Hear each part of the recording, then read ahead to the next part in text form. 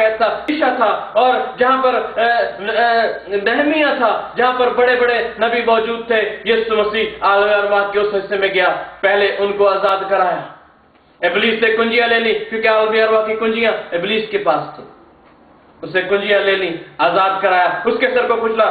پیدائش کی کتاب 3 باب کی 15ویں آیت وہ پہلی آیت ہے جو یسوع مسیح کے مردوں میں سے جی اٹھنے کا ذکر کرتی ہے۔ 4000 سال پہلے خدا باپ نے ہوا پر ظاہر کیا کہ یسوع مسیح مردوں میں سے جی اٹھے گا۔ آج آپ خوش ہوں کہ یسوع مسیح نے ابلیس کے سر کو کچل دیا ہے، اور یسوع مسیح آپ کے درمیان ہے، وہ زندہ ہے۔ اور بیان ہم پڑھتے ہیں افسیوں کا خط، اس کا 5واں باب اور اس کی 17ویں آیت کہ خدا ان کی مرضی کو سمجھو کہ کیا ہے، اور 5ویں باب کی 14ویں آیت کہتی ہے، اس لیے وہ فرماتا ہے سونے والے جاگ اور مردوں میں سے جی اٹھ، تو مسیح کا نور تجھ پر چمکے گا۔ اگر وہ مردوں میں سے جی اٹھا ہے تو اس کے جی اٹھنے کا کیا فائدہ؟ کیونکہ بائبل میں ہم 2 طرح کے بیان پڑھتے ہیں۔ پہلا بیان جو ہے پہلا کرنتھیوں 15واں باب اور اس کی 3 آیت میں ہے کہ یسوع مسیح کی صلیب سے ہمارے گناہ معاف ہوئے، اور دوسرا بیان پہلا کرنتھیوں 15 باب اس کی 17ویں آیت میں کہ یسوع مسیح کے جی اٹھنے کے سبب سے ہمارے گناہ معاف ہوئے۔ تو یہ تو 2 مختلف آیتیں ہیں، متضاد آیتیں ہیں۔ اس کا کیا مطلب ہے؟ یسوع مسیح کی موت ہمارے ان گناہوں کو سامنے سے ہٹا دیتی ہے جو آپ نے نجات پانے سے پہلے کیے تھے۔ لیکن کتنے لوگوں کا ایمان ہے کہ ہم نجات پانے کے بعد بھی گناہ کرتے ہیں؟ کوئی ہے ایسا آج بیٹھا ہوا وہاں پر جس نے نجات پانے کے بعد کوئی گناہ نہ کیا ہو؟ اگر کوئی ہے تو اپنا ہاتھ اٹھائے۔ جس نے توبہ کرنے کے بعد، بپتسمہ لینے کے بعد کوئی گناہ نہ کیا ہو، کوئی ہے ایسا؟ بولیں کتنے لوگ ہیں جنہوں نے توبہ کرنے کے بعد، بپتسمہ لینے کے بعد گناہ کیا؟ اپنے ہاتھوں کو کھڑا کریں۔ سب سے پہلا ہاتھ میرا ہے۔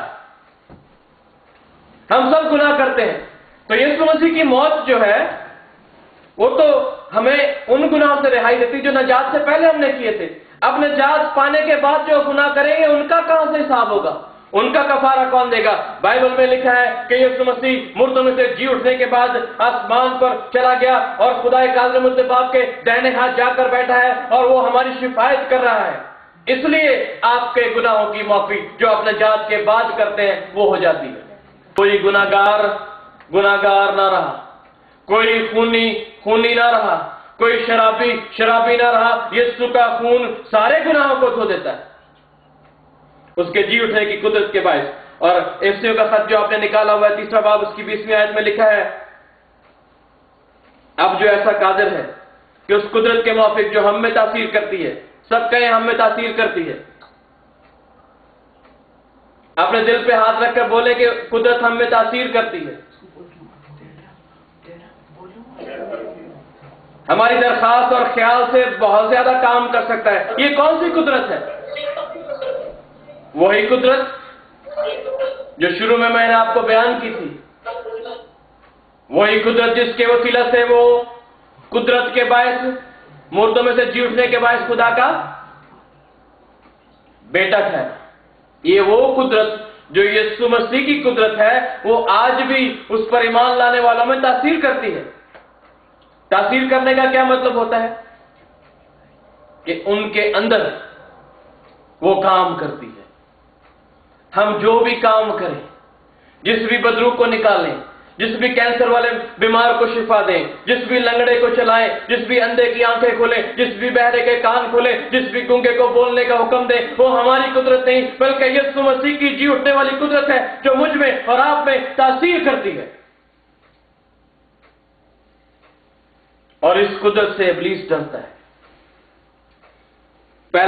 یہ افسیوں کا خط پہلا باب اور اس کی 3 آیت، افسیوں کا خط پہلا باب اس کی 19ویں آیت، اور ہم ایمان لانے والوں کے لیے، کن کے لیے؟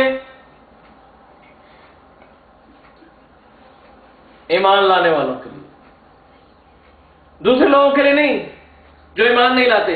क्या लिखा है? जो लिखा क्या है बाइबल में? मरकज लाए और क्या करे? बपतिस्मा ले। जो ईमान लाए और बपतिस्मा ले वो निजात पाएगा। सो ईमान लाने वालों के लिए बपतिस्मा लेना जरूरी है।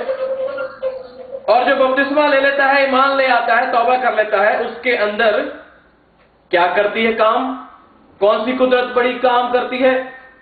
ईमान लाने वालों के लिए उसकी बड़ी कुदरत, कोई ऐसी छोटी मोटी कुदरत नहीं, बड़ी कुवत, बड़ी कुदरत। अब और बाकी क्या रहा? अब भी हम कमजोर रहे, अब भी शैतान हमें डराता रहे, अब भी बदरूहें हमें तंग करती रहे, अब भी बीमारियां हमें सताती रहे, अब भी कब्ज़े की लान से हमें दबाती रहे, अब भी शैतान हमारी औलाद को